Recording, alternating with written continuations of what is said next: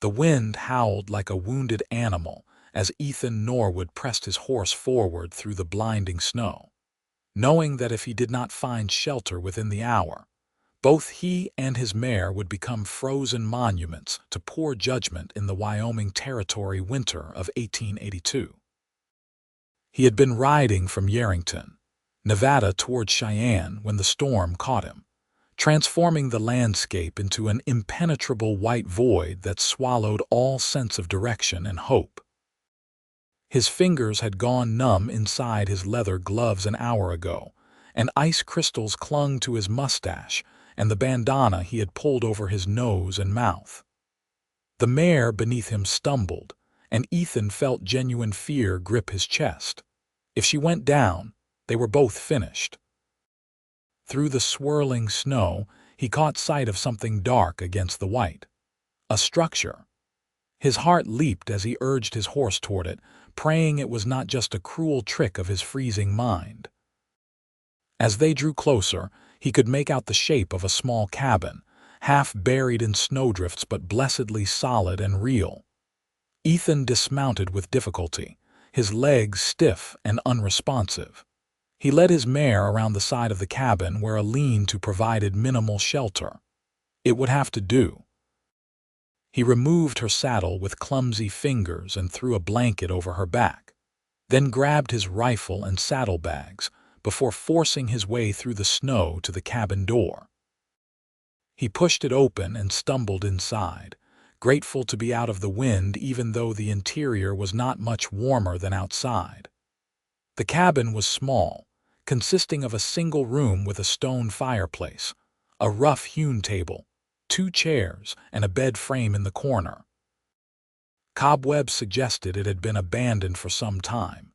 Ethan was about to close the door when he heard it, a sound so faint he almost missed it beneath the roar of the storm. A whimper, human and female. His hand went to his revolver as he turned, scanning the dim interior. Then he saw her, huddled in the far corner beyond the bed frame, partially hidden by shadows. A woman, wrapped in what appeared to be a thin, traveling cloak, her body shaking violently from the cold. "Do not shoot," she managed through chattering teeth. "Please." Ethan immediately holstered his weapon and crossed to her. Even in the poor light, he could see her lips had taken on a bluish tinge. Her dark hair was wet, plastered to her head, and her hands were red and raw. "How long have you been here?" he demanded, already shrugging out of his heavy coat. "Since yesterday afternoon," she whispered. "I thought the storm would pass. Yesterday afternoon." She had been here nearly a full day in these conditions. Ethan draped his coat over her shoulders and felt her try to pull away. "I cannot take your coat," she protested weakly. "You will freeze." "We will both freeze if I do not get a fire going," he replied, already moving to the fireplace. "Keep that on." He found a small supply of wood stacked beside the hearth, dried out and perfect for burning. Someone had left it here, perhaps the same trapper or homesteader who had built this place. Within minutes, Ethan had coaxed a flame to life, feeding it carefully until a proper fire blazed in the hearth. The warmth was immediate and glorious. Ethan returned to the woman and helped her closer to the fire. She was younger than he had first thought, perhaps 22 or 23, with delicate features and brown eyes that watched him with a mixture of gratitude and wariness. "What is your name?" he asked, crouching beside her. "Hannah Vaughn," she said. "I was traveling to Cheyenne to meet my aunt." "Alone?" she nodded, and he saw shame color her cheeks. "I hired a guide in Laramie, but when the storm hit, he took my horse and left me, said I would only slow him down." Anger flared hot in Ethan's chest. What kind of man would abandon a woman in a winter storm? "I am sorry that happened to you. That should not have happened." Yet it did. Her voice was flat, exhausted. Ethan went to his saddlebags and pulled out his provisions: dried beef, hardtack, and a small flask of whiskey. Not much, but better than nothing. He also had coffee beans and a small pot. He set water from his canteen to warm by the fire, then handed Hannah a piece of the dried beef. "Eat," he said, slowly. She took it with trembling hands and began to nibble at it. Ethan busied himself making coffee, giving her space but keeping watch from the corner of his eye. She looked half-starved beneath that cloak, and he wondered how long she had been traveling before the storm hit. "What is your name?" Hannah asked after a while, her voice stronger now that she was warming up. "Ethan Norwood. I run cattle near Yerington, Nevada. Was heading to Cheyenne myself for supplies before winter truly sets in." He gave a rueful laugh. "Looks like I misjudged the timing." "You saved my life," Hannah said quietly. "When you came through that door, I thought I was dreaming." Ethan met her gaze, those brown eyes now clearer and focused on him with such intensity it made something shift in his chest. "Anyone would have done the same. But you did it," she said. "You are here." The coffee boiled, and Ethan poured it into 2 tin cups, handing one to Hannah. She wrapped both hands around it, breathing in the steam. The firelight played across her face, and Ethan found himself noticing things he had not in his initial urgency. The curve of her jaw, the fullness of her lips, the way her eyes crinkled slightly at the corners even when she was not smiling. "How did you end up alone out here?" Ethan asked, settling across from her with his own coffee. Hannah was quiet for a long moment, staring into the fire. "My parents died last year, cholera. I had been living with my uncle in Utah, but he remarried, and his new wife made it clear I was not welcome. My aunt in Cheyenne wrote and offered me a home. I had just enough money to get there, or so I thought." "The guide took your money too," she nodded. "Everything. My horse, my bags, all the coins I had sewn into my skirt hem. He found them all." Ethan felt that anger surge again. The frontier could be a hard place, but there were lines a decent man did not cross. Abandoning a woman to die in a storm was beyond the pale.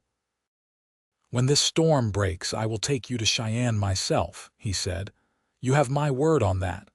"Why?" The question came out barely above a whisper. "Why would you help me? You do not know me." Ethan considered the question. It was a fair one. They were strangers, thrown together by circumstance.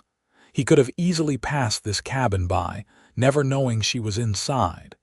He could have claimed the shelter for himself and left her to her corner. But even considering such actions felt wrong in a way he could not articulate. "Because you need help and I can give it," he said finally. "No other reason needed." Hannah looked down at her coffee, and Ethan saw a tear slide down her cheek. She brushed it away quickly, but not before he noticed. "I am sorry," she said. "I do not usually cry. I just thought I was going to die here. I made peace with it. And then you appeared like an answer to a prayer I was too afraid to speak." The storm raged outside, rattling the cabin's shutters and finding every crack to send icy tendrils through. But inside, the fire burned warm, and the presence of another human being transformed the space from a cold tomb into a sanctuary. They talked through the afternoon and into the evening. Hannah told him about her childhood in a small town in Missouri, about her parents, and how her father had taught her to read from the Bible and whatever newspapers he could get his hands on. She spoke of her mother's garden and the way the house had smelled of fresh bread every Sunday. Ethan found himself sharing things he rarely spoke of. His own parents, both still living on the ranch he now ran. His 2 brothers, one married with 3 children, the other off seeking his fortune in the California goldfields. The loneliness of the frontier, the beauty of the Nevada high desert at dawn, the satisfaction of hard work in a herd that grew year by year. "Do you ever wish for something more?" Hannah asked. "A family of your own, I do," Ethan admitted, "but the ranch takes most of my time. And good women are scarce in Yerington. Most have sense enough to seek their fortunes elsewhere." "I do not think it is sense that makes a good woman," Hannah said softly. I think it is heart, and heart can be found anywhere. As night fell, the temperature dropped further despite the fire. Ethan fed more wood to the flames and gave Hannah his bedroll in addition to his coat. He would make do with his saddle blanket, though he did not mention that detail to her. You should sleep, he told her. I will keep the fire going. What about you? I will sleep later. Rest now. Hannah looked like she wanted to argue but was too exhausted to muster the energy. She curled up by the fire, and within minutes, her breathing had evened out into sleep.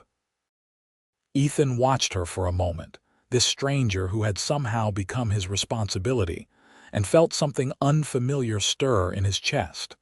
Protectiveness, yes, but something else too. Something that felt dangerous to name. The storm continued through the night without mercy. Ethan dozed in fits and starts, always waking to feed the fire. In the darkest hours before dawn, he thought he heard Hannah cry out. He moved to her side and found her caught in a nightmare, her body twitching, her face contorted in fear. Hannah, he said gently, touching her shoulder. Wake up. You are safe. Her eyes flew open, wild and unseeing for a moment before they focused on him. Ethan, I am here. You were dreaming. She sat up, pulling his coat tighter around her shoulders. I dreamed I was alone again, that you had left like the guide. That the fire had gone out and I was freezing. I am not going anywhere, Ethan said firmly, and I will not let the fire go out, I promise you that. Hannah looked at him in the flickering firelight, and something passed between them. An understanding, a connection that went beyond words. She reached out and took his hand, her fingers still cold despite the warmth of the fire. Thank you, she whispered, for staying, for being here. Ethan squeezed her hand gently. Try to sleep more, morning will come soon enough. But she did not let go of his hand, and he did not pull away. They sat like that for a long while, hands joined, the fire crackling beside them and the storm howling its fury outside. Eventually, Hannah's eyes drifted closed again, but her hand remained in his. Ethan stayed awake, keeping his vigil. He studied her face in the firelight, memorizing the sweep of her lashes against her cheeks, the way her lips parted slightly in sleep, the vulnerability and strength that seemed to war within her, even in rest. He knew he was in dangerous territory. Knew that what he was feeling was more than simple compassion for a stranger in need. Dawn came gray and cold, but the wind had lessened. Ethan gently extracted his hand from Hannah's and went to check on his horse. The mare had survived the night, though she looked as miserable as he felt. He gave her the last of his grain and fresh water from the melted snow, then returned to the cabin. Hannah was awake, sitting by the fire with her arms wrapped around her knees. She looked up when he entered, and he saw anxiety in her eyes. The storm is dying, he said. But we should wait another day to be sure. The cold will be brutal even without the wind. Relief washed over her face. I thought you might want to leave right away, that I have been enough of a burden. You are not a burden, Ethan said, more sharply than he intended. He softened his tone. I will not risk your life or mine by rushing into those conditions. We have shelter, fire, and enough food for another day or two. We will wait. They shared breakfast, rationing the supplies carefully. The dried beef and hardtack were not appetizing, but Hannah ate without complaint. Ethan found himself appreciating her resilience, the way she faced hardship without complaint or theatrics. Tell me about Yarrington, Hannah said as they sat by the fire. What is it like? Ethan leaned back against the cabin wall, remembering home. It is small. Maybe 200 people on a good day. We have a general store, a saloon, a church that shares its preacher with 3 other towns. The land is hard but honest. If you work it right, it will provide. If you do not, it will break you. It sounds difficult. It is. But it is also beautiful in its own way. The mountains in the distance, the way the light hits the valley at sunset, the satisfaction of seeing your cattle healthy and thriving. It gets in your blood. You have help on your ranch. I have 2 hands who work for me. Good men, reliable. We run about 300 head, which is modest compared to some of the big outfits, but enough to make a living. He paused. It is a lonely life sometimes, but it is mine. Hannah nodded slowly, processing this. I do not know what awaits me in Cheyenne. My aunt is kind, but I have not seen her since I was a child. I worry I will be a burden to her as well. If she invited you, she wants you there, Ethan said. And from what I have seen, you are not the type to be a burden to anyone. You are strong, Hannah. Stronger than you give yourself credit for. She met his gaze, and he saw emotion swirling in those brown eyes. I do not feel strong. I feel lost. Everything that anchored me is gone. My parents, my home, even the few possessions I had. I am drifting, and I do not know where I will land. Ethan moved closer to her, drawn by an impulse he did not fully understand. You will find your footing. It may take time, but you will. And until then, you are not alone, not while I am here. But you will leave once we reach Cheyenne, Hannah said softly. You have your ranch, your life. I cannot expect you to upend everything for a stranger.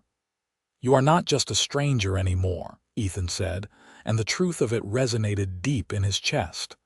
In these few hours together, she had become something more, someone who mattered. Hannah looked away, but not before he saw the tears gathering in her eyes again. Please do not say things like that unless you mean them. I have had enough of false kindness, of people who make promises they do not intend to keep. I mean it, Ethan said fiercely. I do not say things I do not mean. It is not my way. The day passed slowly, marked by the gradual quieting of the storm. They talked more, filling the hours with stories and observations. Ethan learned that Hannah loved to raid, that she had once dreamed of becoming a teacher, that she played the piano though she had not touched one in over a year. Hannah learned that Ethan had a passion for horses, that he had once broken his arm falling from a roof he had no business being on, that he carried a deep sense of responsibility for his land and his animals that bordered on spiritual. As evening approached, the storm had died to a whisper. Ethan ventured outside and saw stars beginning to appear through breaks in the clouds. The temperature had dropped even further, and the world was blanketed in snow that glittered in the fading light. Beautiful and deadly. Tomorrow, he said when he returned inside. We will leave tomorrow at first light. It will be cold, but the weather should hold. Hannah nodded, but he saw fear flicker across her face. I will do my best not to slow you down. You will ride with me, Ethan said. My mare is strong enough to carry us both, at least to the next town. That is too much. I cannot ask that of you. You are not asking, I am offering. He sat beside her close enough that their shoulders almost touched. Hannah, I need you to understand something. I will get you to Cheyenne safely, no matter what it takes. You have my word, and my word is good. She turned to look at him, and in the firelight he saw something in her eyes that made his heart race. Gratitude, yes, but also something deeper, something that mirrored what he was feeling. Why me? She whispered. Why are you doing all this for me? Ethan reached up and gently tucked a strand of her dark hair behind her ear, his fingers lingering against her cheek. The moment felt suspended, crystalline and perfect. Because I choose you, he said simply. The words hung between them, loaded with meaning neither of them fully dared to explore. Hannah's breath caught, and then she was leaning forward, closing the small distance between them. Their lips met tentatively at first, a question and an answer all at once. The kiss deepened, and Ethan felt something inside him shift and settle, like a key turning in a lock he had not known existed. He cupped her face in his hands, feeling the warmth of her skin, the softness of her hair. She tasted like coffee and hope, and something indefinable that he knew he would crave for the rest of his life. When they finally pulled apart, both were breathing hard. Hannah's eyes were wide, her lips parted in wonder. "I should not have done that," Ethan said, though he made no move to put distance between them. "I apologize if I overstepped." "You did not," Hannah said quickly. "I wanted you to. I have wanted you to since last night, and I know that is foolish and impulsive and probably a dozen other things, but I cannot help it." "It is not foolish," Ethan said, taking her hand again, "but it does complicate things." "How?" "Because now I do not want to let you go when we reach Cheyenne. And that is selfish of me. You have your life to build, your aunt waiting for you. I have no right to ask you to give that up." Hannah squeezed his hand. "What if I want to give it up? What if what I have been looking for has been here all along?" "You are saying that in the moment," Ethan said, though every part of him wanted to believe her. "Tomorrow in the daylight you might feel differently." "I will not," Hannah said with quiet conviction. "I know my own heart, Ethan, and my heart is telling me that meeting you was not an accident. That being stranded here, as terrible as it was, led me exactly where I was meant to be." Ethan wanted to protest, to tell her she was not thinking clearly, that trauma and gratitude were not love. But looking into her eyes, he saw certainty there. And he felt it echoing in his own chest, undeniable and true. "Then we will see what tomorrow brings," he said. "For now we should rest. We have a hard ride ahead of us." They settled down for the night, but this time Hannah stayed close to Ethan, her head resting on his shoulder, his arm around her waist. It was innocent and intimate all at once, a promise of things to come. Morning arrived cold and clear. Ethan woke first and carefully extricated himself from Hannah's sleeping form. He built up the fire one last time and went outside to prepare his horse. The mare nickered at him, her breath steaming in the frigid air. "We have a long day ahead, girl," he murmured, checking her hooves and adjusting the saddle. "But if we make good time, we will be somewhere warm by nightfall." Hannah emerged from the cabin wrapped in his coat, her hair loose around her shoulders. She looked beautiful in the morning light, cheeks pink from the cold, eyes bright and alive. "Are you ready?" Ethan asked. She nodded. "As ready as I will ever be." He helped her mount first, then swung up behind her. With Hannah seated in front of him, his arms around her to hold the reins, they set off into the snow-covered wilderness. The ride was grueling. The cold bit through their clothes despite their layers, and the snow made the terrain treacherous. But Ethan's mare was sure-footed, and they made steady progress. Hannah leaned back against him, drawing warmth from his body, and Ethan found himself hyper-aware of every point of contact between them. They stopped briefly at midday to rest the horse and eat the last of their provisions. Hannah's lips were chapped, her face red from the cold, but she did not complain once. "How much farther?" she asked. "If I have my bearings right, there is a town about 5 miles ahead. We can spend the night there, get proper food and rest. Then it is another 2 days to Cheyenne." Hannah was quiet for a moment. "Ethan, about what I said last night, about not wanting to go to Cheyenne, I meant it, I still mean it." "Hannah, please let me finish." She turned to face him, her brown eyes serious. "I know this is fast, I know we barely know each other. But I also know that I have never felt about anyone the way I feel about you. You saved my life, yes, but it is more than that. You saw me when I was at my lowest and you did not turn away. You chose me and I am choosing you too." Ethan felt his resolve crumbling. "What about your aunt?" "She is expecting you." "I will write to her, explain the situation. She will understand or she will not, but I cannot walk away from this from you just because it is unexpected." She reached up and touched his face. "I am tired of being afraid, of letting circumstances push me wherever they will. For once I want to decide my own path, and my path leads to you." Ethan closed his eyes, feeling the weight and wonder of her words. When he opened them again, he saw his future reflected in her gaze. "Then come with me," he said. "Come to Yarrington, see the ranch, see the life I can offer. If you still feel the same way after that, if you truly want to build something with me, then I will spend every day for the rest of my life making sure you never regret that choice." Hannah's smile was like sunrise breaking over the mountains. "Yes," she breathed.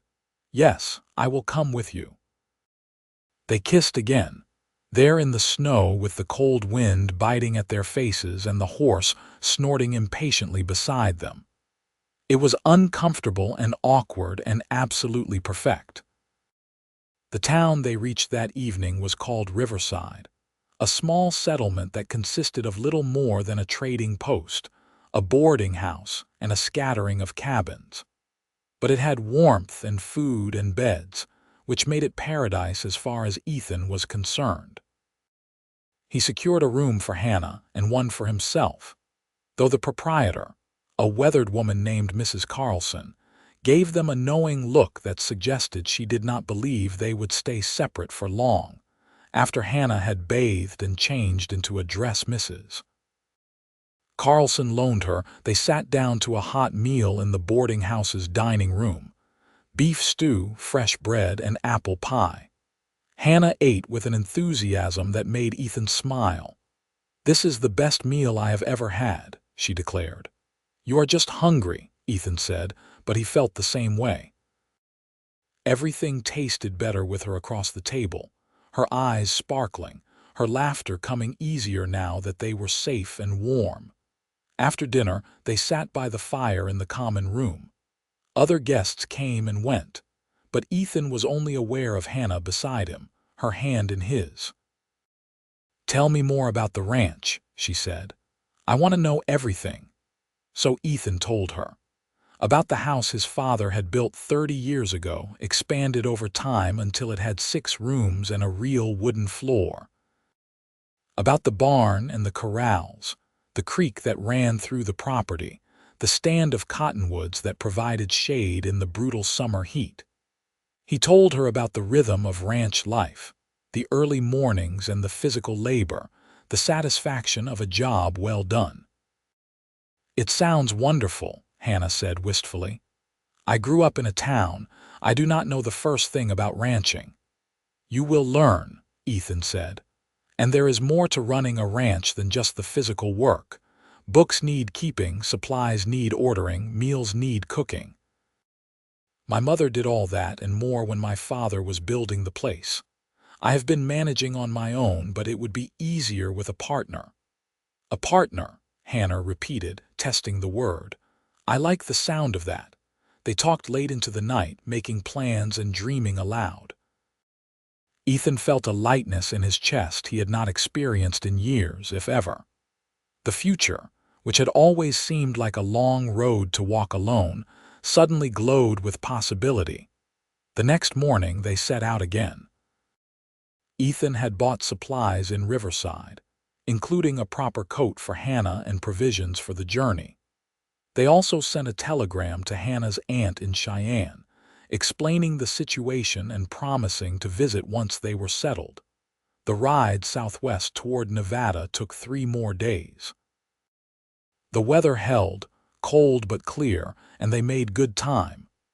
Each night they stopped at whatever settlement or way station they could find, and each night Ethan felt his connection to Hannah deepen. They talked about everything and nothing. Their hopes, their fears, their dreams. Hannah shared her grief over losing her parents, and Ethan held her while she cried. Ethan confessed his own loneliness, the ache of seeing his brother happy with a family while he returned each night to an empty house. Hannah listened without judgment, her presence a balm to wounds he had not realized he carried. On the 4th day, they crossed into Nevada territory.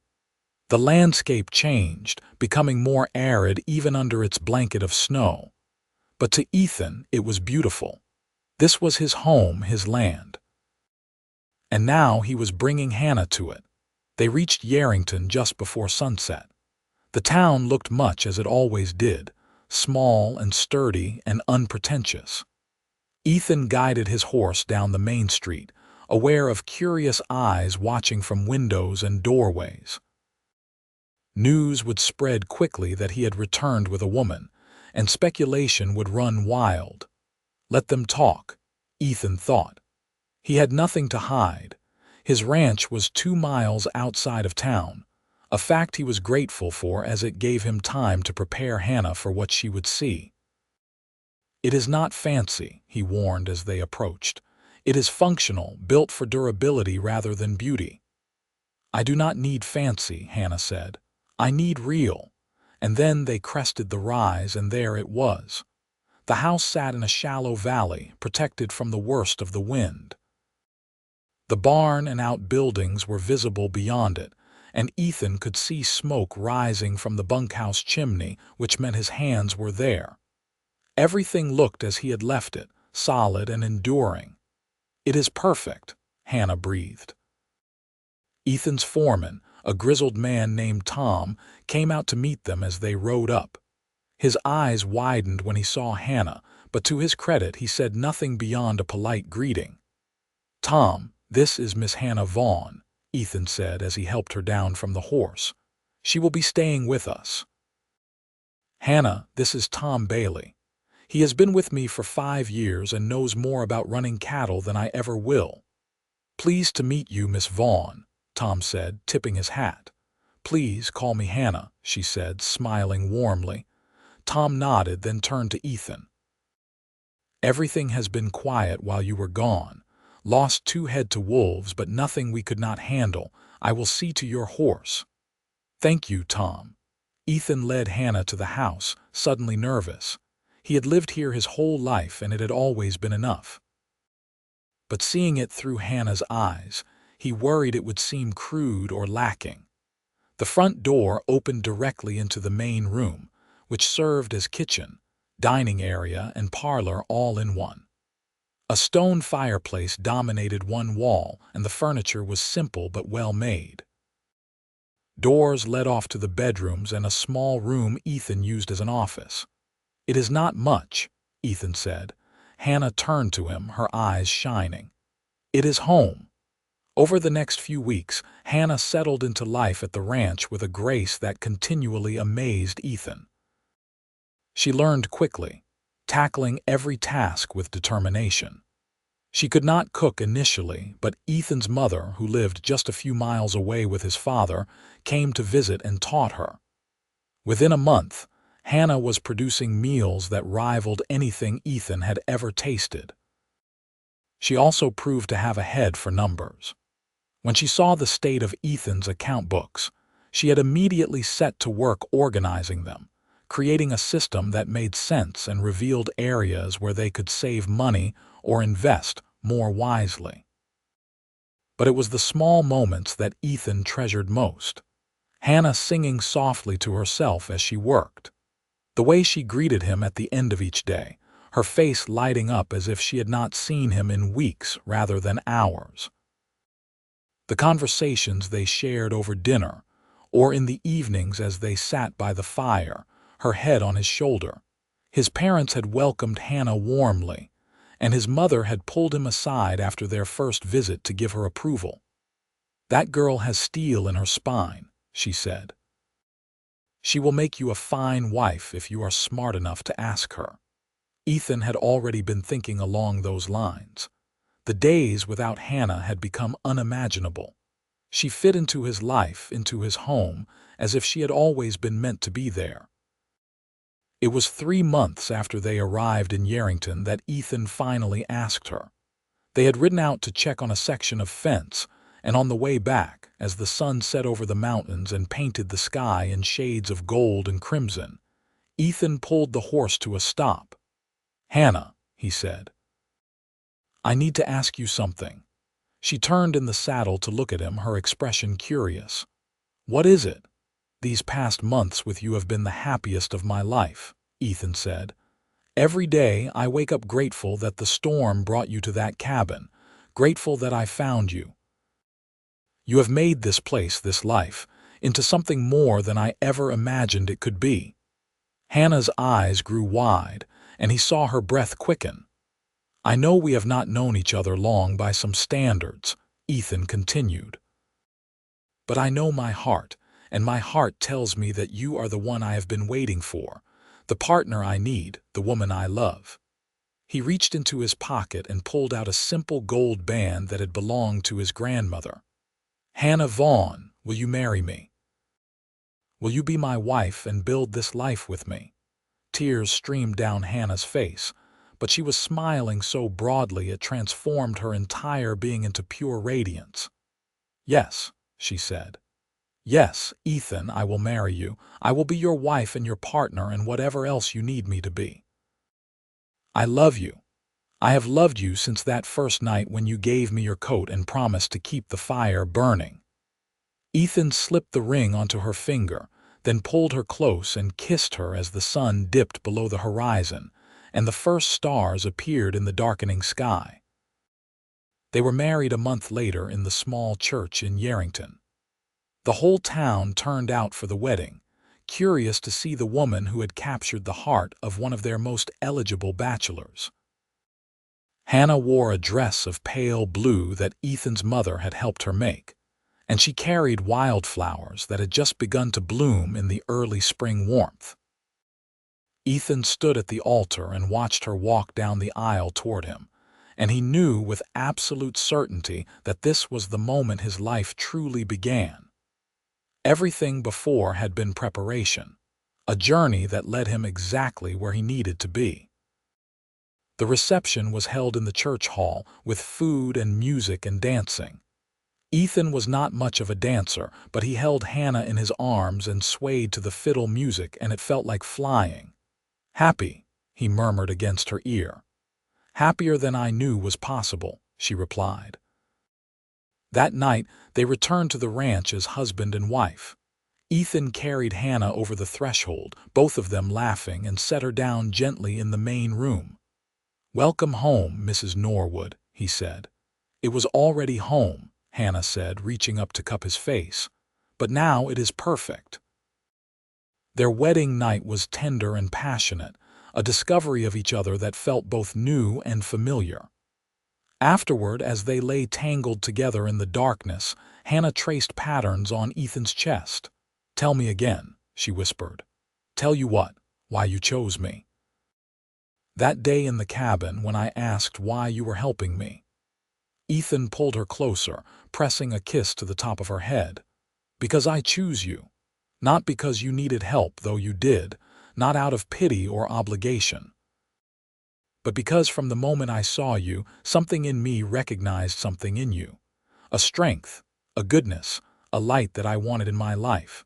I chose you because not choosing you was unthinkable." "I was so lost," Hannah said softly. "I thought my life was over, that I had nothing left to live for. And then you appeared, and you gave me not just shelter from the storm, but a reason to keep fighting. You gave me hope. You gave me purpose," Ethan replied. "I did not realize how empty my life was until you filled it. Spring gave way to summer, and the ranch thrived." With Hannah managing the books and helping with a dozen other tasks, Ethan found he could expand his herd. They bought 50 more head of cattle and began planning for the future. Hannah's aunt from Cheyenne came to visit in June, a kindly woman who embraced her niece with tears of joy. She stayed for a week, and by the time she left, she had given Hannah and Ethan her full blessing. "I worried for you when I got your telegram," she told Hannah. "But seeing you here, seeing the life you have built and the man you have married, I know you made the right choice." That summer, Hannah discovered she was pregnant. She told Ethan one evening as they sat on the porch watching the sunset, her hand finding his and guiding it to her still flat stomach. "There is a child growing here," she said. "Our child." Ethan felt a wave of emotion so powerful it nearly overwhelmed him. Joy, fear, wonder, all mixed together until he could not speak. He pulled Hannah into his arms and held her, feeling the miracle of life beginning between them. "A child," he finally managed. "We are going to be parents." "Are you happy?" Hannah asked, suddenly uncertain. "Happy does not begin to cover it," Ethan said fiercely. "You have given me everything, Hannah, everything I could ever want." The pregnancy progressed smoothly, though Hannah suffered from morning sickness that lasted well into the afternoons. Ethan did everything he could to ease her discomfort, taking over tasks that were too strenuous and making sure she rested as much as possible. In early December, as snow began to fall again, Hannah went into labor. Ethan's mother came to assist, along with the town midwife, and Ethan spent the longest hours of his life pacing outside the bedroom door, listening to Hannah's cries and feeling utterly helpless. Just before dawn, he heard a new sound, a baby's cry, lusty and strong. The door opened and his mother appeared, beaming. "You have a son," she said, "and Hannah is fine. Come meet your boy." Ethan entered the room on shaking legs. Hannah lay in the bed, exhausted but radiant, holding a small bundle wrapped in blankets. She looked up at him with tears in her eyes and held the baby out. "Meet your son," she whispered. Ethan took the child with careful, reverent hands.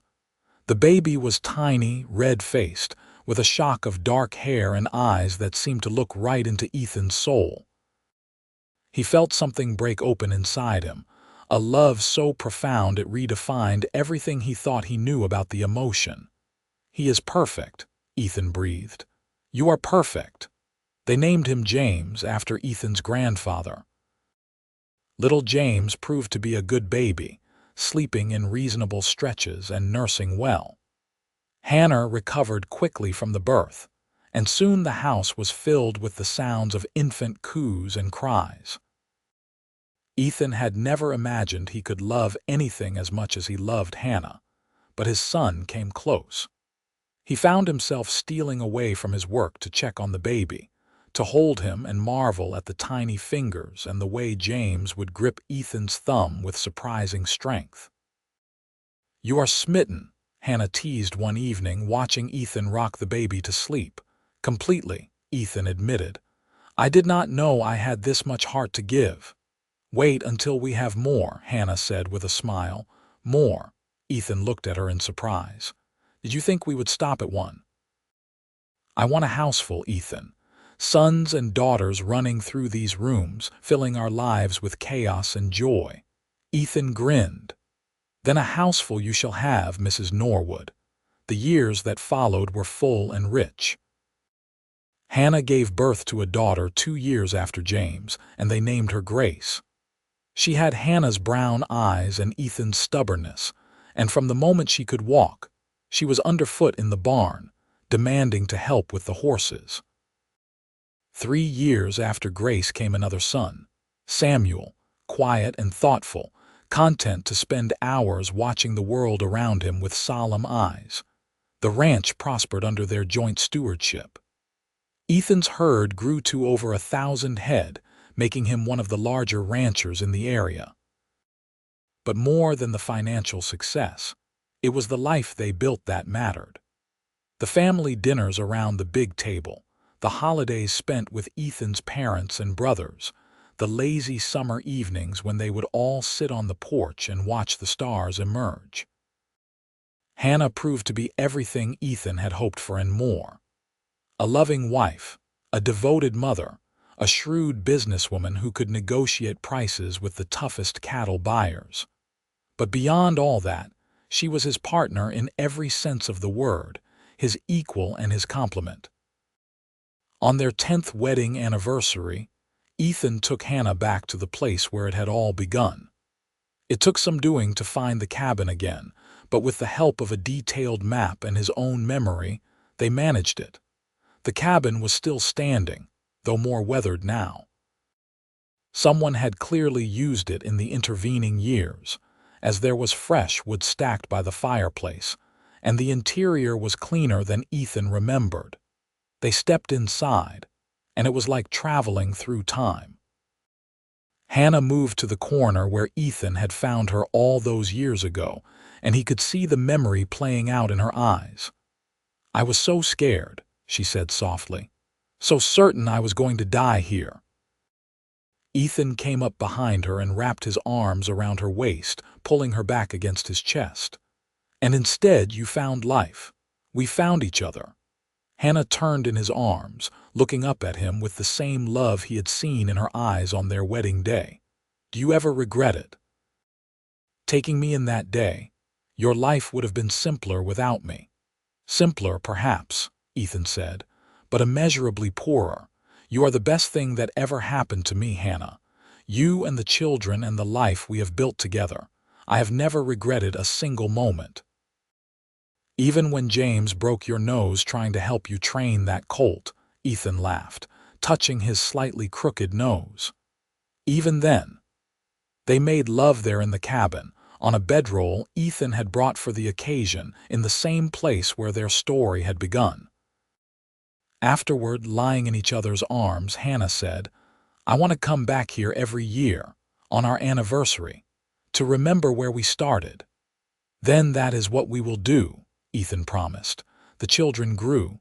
James became a skilled horseman with a gift for the work that filled Ethan with pride. Grace, true to her early tendencies, developed a passion for animals that extended beyond the ranch. She talked of becoming a veterinarian, a lofty goal for a woman but one that Hannah and Ethan encouraged. Samuel discovered a love of learning and spent hours with the books Hannah ordered from back east. He talked of going to university someday, perhaps becoming a lawyer or a teacher.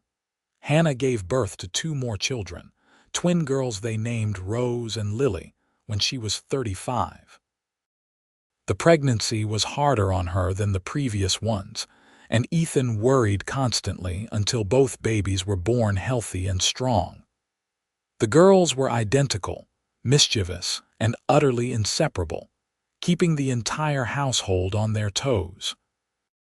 As the years passed, Ethan watched the silver creep into Hannah's dark hair, saw the fine lines form around her eyes, and loved her more with each passing day. She was no longer the frightened young woman he had found in a storm, though traces of that woman remained. She had grown into herself, become a pillar of the community, a mother who was both loving and firm, a wife who made Ethan grateful every single day for his choice. On the 20th anniversary of the day they met, they returned to the cabin once more. The children were old enough now to manage without them for a few days, though James and Grace had insisted on coming along as far as the base camp to ensure their parents would be safe. "We are not that old," Ethan had protested, but secretly he was touched by their concern. The cabin looked more worn now, and Ethan made a mental note to return with supplies to make repairs. This place was sacred to him, a monument to the day his life truly began. They built a fire in the old hearth and sat together as they had 2 decades ago, though this time they had a proper bedroll and plenty of food. Hannah leaned against him, and Ethan marveled at how perfectly she still fit in his arms. 20 years, Hannah said wonderingly. "Sometimes it feels like a lifetime, and sometimes it feels like yesterday." "Do you remember what you asked me that first night?" Ethan said. "When I gave you my coat and told you I would help you." "Why me?" Hannah said softly. "I asked why me, why you would help a stranger." "And I told you because I choose you," Ethan finished. "That is still true, Hannah. Every day I choose you. I will choose you until the day I die." Hannah tilted her head back to look at him, and in the firelight he could see tears tracking down her cheeks. "I choose you too. I always will. You gave me a life beyond anything I could have imagined. You gave me love and purpose and a family. You gave me everything." They sat in comfortable silence, watching the fire burn. Outside, the wind picked up, whistling around the cabin walls. But inside, they were warm and safe, wrapped in each other and the memories of all they had built together. "Do you think the children will be all right?" Hannah asked after a while. "They will be fine," Ethan assured her. "We raised them well. They are strong and capable." "James wants to take over the ranch," Hannah said. He told me last week. I know, he has the skill for it and the passion. I told him when he turns 25 we will start transitioning things over to him. That is only 3 years away. I know, strange to think about, is it not? The ranch being in someone else's hands. Hannah was quiet for a moment. Does it make you sad? A little, Ethan admitted. But mostly it makes me proud. We built something worth passing on, not just the land and the cattle, but a legacy. Our children know what it means to work hard, to honor their commitments, to treat people with respect. That matters more than any amount of property. You are a good man, Ethan Norwood, Hannah said. The best man I have ever known. And you are the only woman I have ever loved, Ethan replied. The only woman I could ever love. They stayed in the cabin for 3 days, reliving memories and making new ones. When they finally returned home, the children greeted them with relief and excitement, all talking over each other as they shared the small dramas that had unfolded in their parents' absence. Life continued its steady march forward. James did indeed take over primary management of the ranch, showing a skill and dedication that equaled his father's. Grace, against all odds and conventional wisdom, managed to get herself apprenticed to a veterinarian in California, writing long letters home about her studies and the animals she was learning to treat. Samuel went to university in San Francisco, studying law as he had dreamed. The twins, now 10 years old, were already showing signs of their own unique passions, Rose drawn to music and Lily to painting. Ethan and Hannah found themselves with more time for each other as the children grew and went their own ways. They traveled some, visiting parts of the country neither had seen. But they always returned to Yarrington, to the ranch, to the land that had shaped them. On their 30th anniversary, they made the pilgrimage to the cabin once more. Ethan was 55 now, his hair more gray than brown, his body bearing the wear of decades of hard physical work. Hannah was 52, still beautiful in his eyes, still the woman who made his heart race when she smiled at him. The cabin had been maintained over the years, thanks to Ethan's periodic visits with supplies and tools. It stood as sturdy as ever, a sentinel against the elements. 30 years, Hannah mused as they sat by the fire. Where did the time go? Into raising our children, Ethan said. Into building our life, into loving you. Hannah reached over and took his hand, lacing her fingers through his. Do you remember that first night when I was so frightened I could barely speak?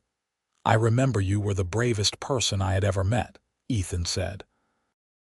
You had lost everything, been abandoned, left to die, and yet you did not give up. You survived. Only because you found me. We found each other, Ethan corrected. That storm brought us together, but it was our choice to stay together. Every day since has been a choice, and I have never regretted it. Not once. Neither have I, Hannah said. She looked around the cabin, her eyes soft with memory. This place changed my life. It gave me you. It gave us each other, Ethan said. They sat in silence for a while, comfortable with each other in a way that only decades of partnership could bring. Finally, Hannah spoke again. I want you to promise me something, she said. Anything. When my time comes, whenever that may be, I want to know that you will be all right. That you will not let grief consume you. Ethan felt a chill that had nothing to do with the temperature. Do not talk like that. We are not young anymore, Ethan. We need to have these conversations. She squeezed his hand. I need to know you will keep living, keep finding joy. For the children, for the grandchildren we will surely have, but mostly for yourself. I cannot imagine a life without you in it, Ethan said roughly. You will not have to, Hannah said gently. Not for a long time yet, God willing. But when that day comes, I want you to remember that loving me does not mean stopping living when I am gone. It means carrying that love forward, letting it inform everything you do. Ethan pulled her close, burying his face in her hair. "I promise," he said. "But you have to promise me the same thing." "I promise," Hannah whispered. They held each other as the fire burned low, two people who had weathered 3 decades of storms and sunshine together, who had built a life of meaning and purpose, who had loved deeply and well.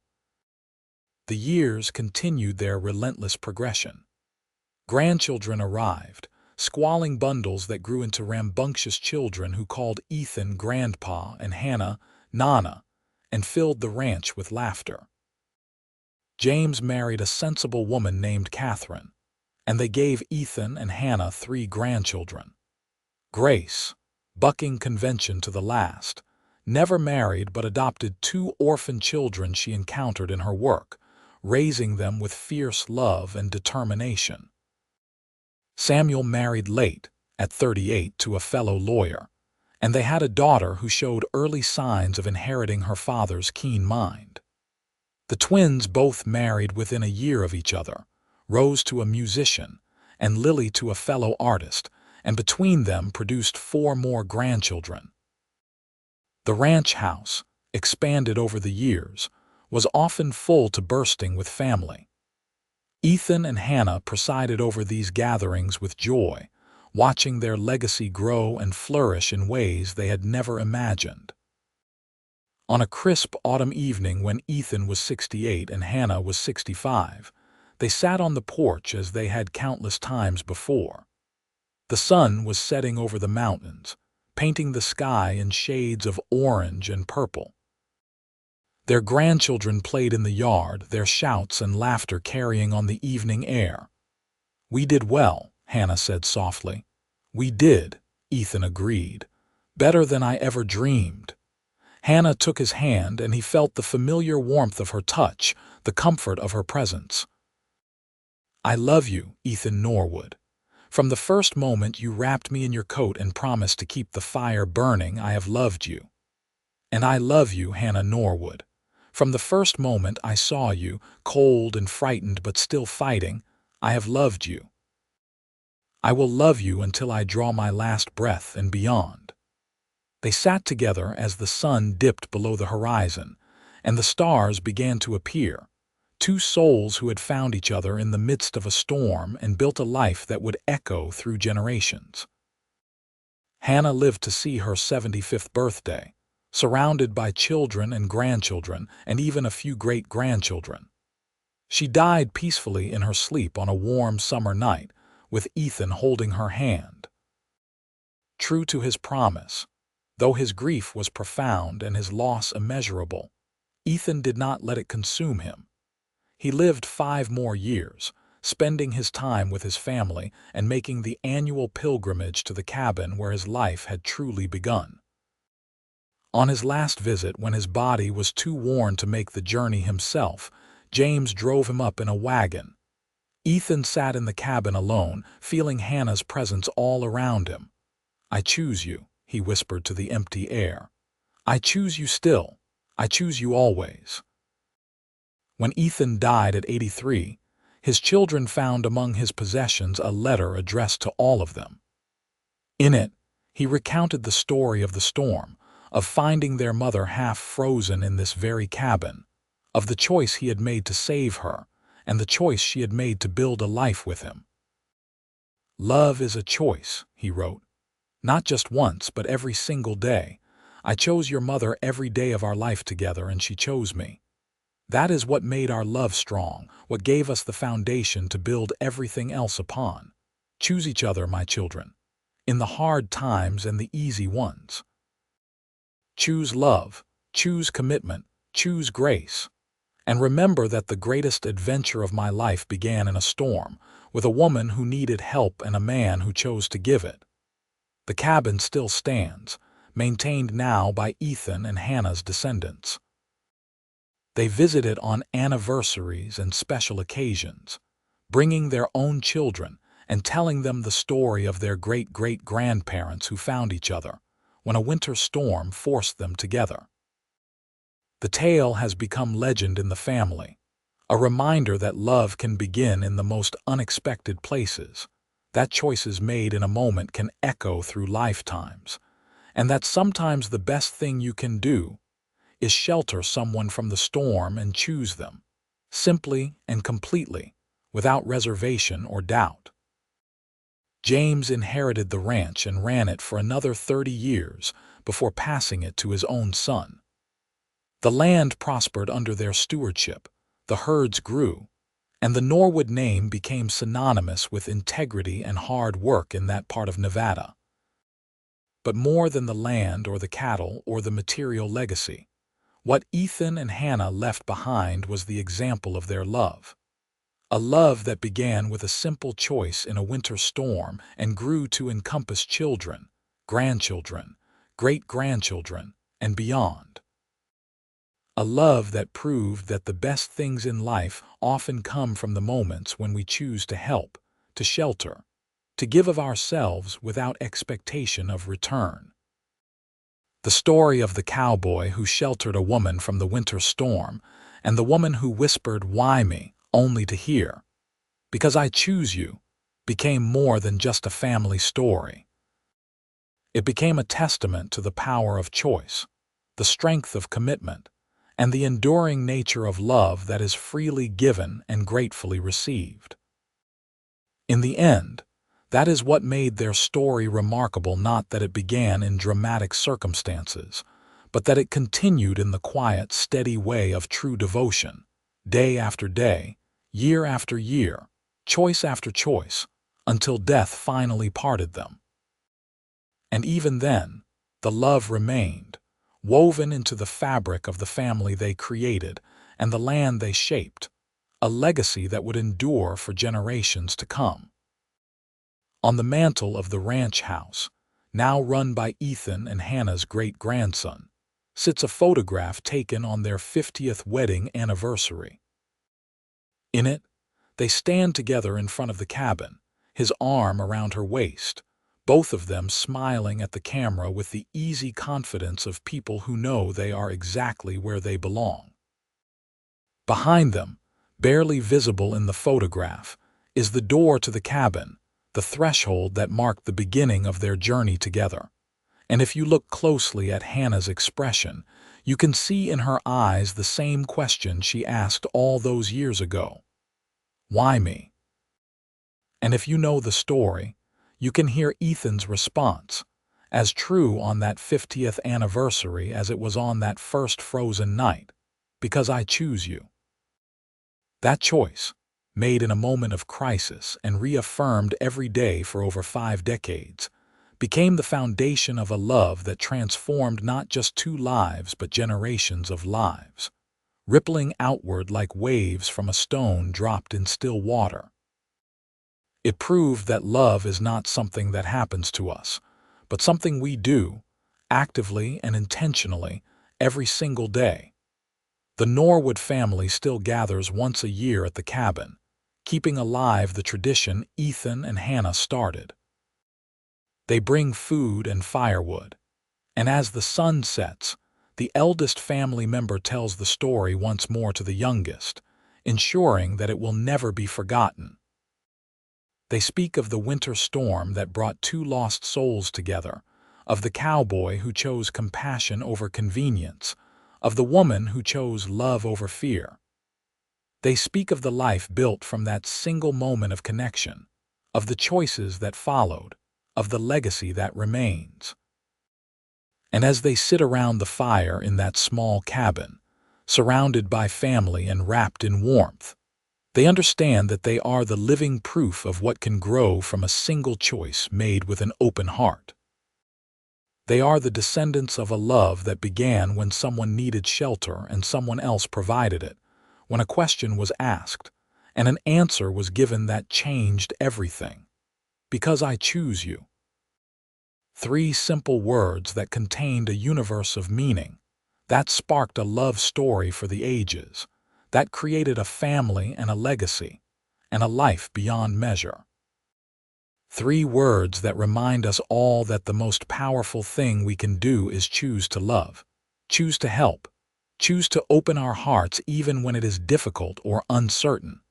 The storm that brought Ethan and Hannah together was fierce but temporary.